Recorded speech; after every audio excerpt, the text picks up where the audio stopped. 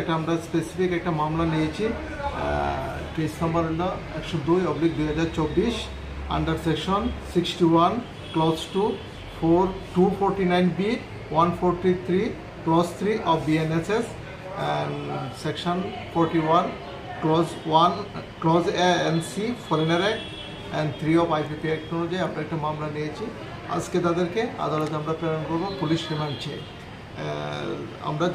আমরা জানার চেষ্টা করছি তারা কেন অবৈধভাবে বাংলাদেশে প্রবেশ করেছে, এই বিষয়গুলি নিয়েছে। তাছাড়াও তাদেরকে যারা সহযোগিতা করেছে, যারা টাউটস, ইন্ডিয়ান টাউটস এবং বাংলাদেশ টাউটস আছে, এগুলিকে আমরা আইডেন্টিফাই করার জন্য। তারা কি কারণে এসেছে, কিভাবে এসেছে, কিছু তারা